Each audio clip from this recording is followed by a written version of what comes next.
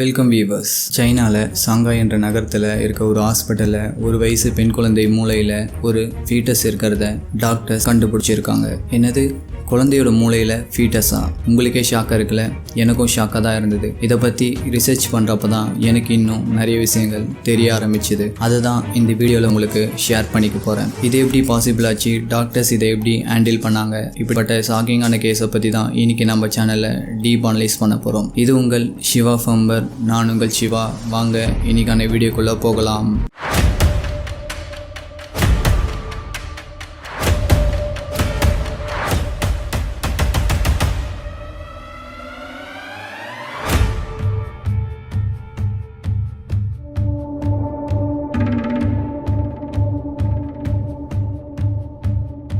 உங்களுக்கு crime thriller, mystery, strange, solve, unsolved cases இதெல்லாம் பிடிக்கும் அப்படின்னா, நீங்க இதோட ஃபேன் அப்படின்னா இப்பவே நம்ம சேனலை சப்ஸ்கிரைப் பண்ணிட்டு நம்ம சேனலுக்கு சப்போர்ட் பண்ணுங்க.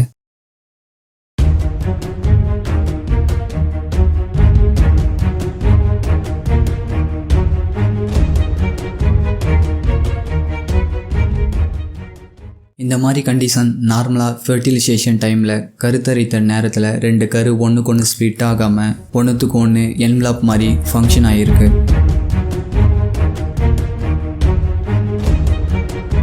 இந்த கரு அந்த குழந்தையோட மூளையில் வளராமல் ஃபர்தராக டெவலப் ஆகாமல் இருந்திருக்கு. பட் கண்டினியூஸாக கிடைக்கிற பிளட் சர்க்குலேஷனால் இந்த கரு அந்த குழந்தையோட மூளையில் உயிரோடு இருந்திருக்கு.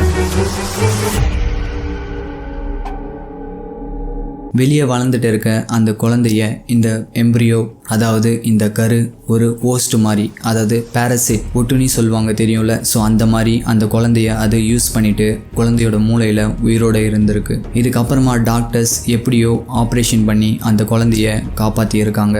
இந்த மாதிரி கேஸ் எப்பவுமே ஒரு ரேரான கேஸ் தான், ஆனால் நடக்கவே நடக்காது அப்படின்னு சொல்ல முடியாது. நம்ம மெடிக்கல் ஹிஸ்ட்ரியில் ஏற்கனவே இந்த மாதிரி கேஸ்கள் நடந்திருக்கு. எக்ஸாம்பிளுக்கு சொல்லணும் அப்படின்னா 1997 எகிப்தில் ஒரு பையனோட வயிற்றுல கிட்டத்தட்ட 16 வருஷமா ஒரு ஃபீட்டஸ் இருந்திருக்கு. வயிற்று வலிக்காக ஹாஸ்பிட்டலில் அட்மிட் ஆன அந்த பையன், டாக்டர்ஸ் அவனுக்கு எக்ஸ்ரே எடுத்து பார்த்துருக்காங்க. அப்போ அந்த எக்ஸ்ரேல அந்த பையனோட கிட்னியில் ஏதோ ஒன்று ப்ரெஸ் பண்ணிட்டு இருக்கிற மாதிரி டாக்டர்ஸ் பார்த்துருக்காங்க. இதுக்கு அப்புறமா தான் அது தெரிஞ்சிருக்கு அது ஒரு ஃபீட்டஸ் அப்படின்னு. இதை ஆப்ரேஷன் பண்ணி வெளியே எடுத்த பிறகு தான் டாக்டர்ஸ் இதில் இருக்க டெவலப்மெண்ட்டை கண்டுபிடிச்சிருக்காங்க. அங்கே வெளியெடுக்கப்பட்ட அந்த ஃபீட்டஸ் கிட்டத்தட்ட 18 சென்டிமீட்டர், அதாவது அரை அடிக்கு மேலே இருந்திருக்கு. அதோட வெயிட்டு 2 கிலோகிராம், அதாவது 2 கிலோக்கு மேலே இருந்திருக்கு. இது மட்டும் இல்லை, அந்த ஃபீட்டஸ் டெவலப் கண்டிஷனில் இருந்திருக்கு. தலை, கைகள், கால்கள், டீத், பற்கள் முதல் கொண்டும் அந்த ஃபீட்டஸ்க்கு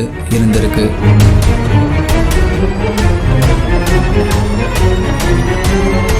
யூனிவர்சிட்டி ஆஃப் பிரிஸ்டலில் ரீப்ரொடக்டிவ் மெடிசன் கன்சல்டண்ட்டாக இருந்த பீட்டர் வார்டல் என்ன சொல்லியிருக்காருன்னா, இந்த ஃபீட்டஸ் அந்த குழந்தையோட ட்வின்ஸ் ஃபீட்டஸ் அப்படின்னு சொல்லியிருக்காரு. ஆனால் இது செப்பரேட்டாக வளராமல் அந்த ஃபீட்டஸ்குள்ளேயே இந்த ஃபீட்டஸ் வளர்ந்துருக்கு. அதாவது இந்த செகண்ட் ஃபீட்டஸ் அந்த ஃபர்ஸ்ட் ஃபீட்டஸ்குள்ளவே சர்வே ஆகிருக்கு. ஆனால் இந்த ஃபீட்டஸ் அந்த குழந்தையோட வயிற்றுக்குள்ளே கிட்டத்தட்ட 32லேருந்து 33 வாரங்கள் மட்டும்தான் உயிரோடு இருந்திருக்கு.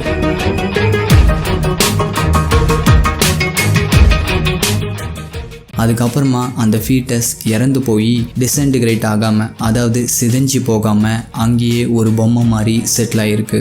2 எம்ப்ரியோ, அதாவது 2 கரு ஒன்றுக்கு ஒன்று ஸ்பிட் ஆனாதான் 2 ட்வின்ஸ் பேபி பிறக்கும். ஆனால் இங்கே ஒரு எம்ப்ரியோ இன்னொரு எம்ப்ரியோக்குள்ள ஒரு என்வலப் மாதிரி, அதாவது ஃபர்ஸ்ட் ஃபீட்டஸ்குள்ள செகண்ட் ஃபீட்டஸ் ஒரு என்வலப் மாதிரி கவர் ஆகிருக்கு. இந்த ஃபீட்டஸ் அந்த குழந்தையோட ட்வின்ஸ் தான் அப்படின்னு நிரூபிக்கிறதுக்காக இந்த ஃபீட்டஸோட பற்களை எடுத்து டெஸ்ட் பண்ணி பார்த்துருக்காங்க. அந்த பற்கள் 16 இயர்ஸ் ஓல்டு அப்படின்னு நிரூபிக்கப்பட்டிருக்கு.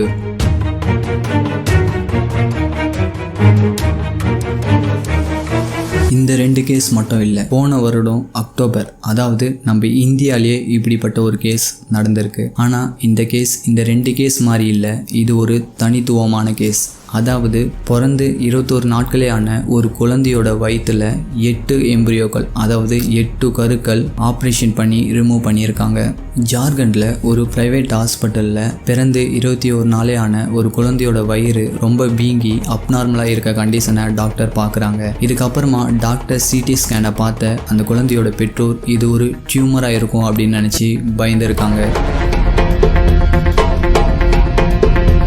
இதுக்கப்புறமா அந்த குழந்தை ரஞ்சி சிட்டியில் இருக்க ராணி சில்ட்ரன் ஹாஸ்பிட்டல் இன்ஸ்டிடியூஷனுக்கு அனுப்பி வைக்கிறாங்க. அங்கே இந்த குழந்தைய செக் பண்ண முகமது இம்ரான் மற்றும் அவரோட டீம் இதை செக் பண்ணி இது ஒரு டியூமர் இல்லை, இது ஒரு 5 லட்சம் குழந்தையில ஒரு குழந்தைக்கு வரக்கூடிய ஃபீட்டஸ் இன் ஃபீட்டஸ் கண்டிஷன் அப்படின்னு சொல்லியிருக்காரு.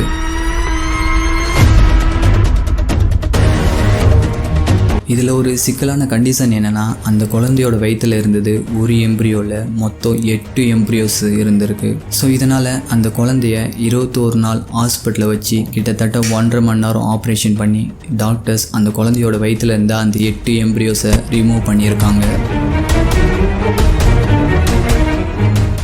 இது மட்டும் இல்லை, இந்த மாதிரி அதிசயமான ஆச்சரியமான எவ்வளோ விஷயங்கள் நம்மளோட மெடிக்கல் ஃபீல்டில் நடந்துகிட்டே தான் இருக்குது. எந்த நோய் இருந்தாலும் எந்த பிரச்சனை இருந்தாலும் அதை ஆரம்பத்திலே நீங்கள் பார்க்குறது ரொம்ப நல்லது. என்னை பொறுத்த வரையும் இந்த உலகத்திலேயே யார் மிகப்பெரிய பணக்காரனா, எந்த ஒரு நோய் நொடி இல்லாமல் வாழ்கிறவனே மிகப்பெரிய பணக்காரன்.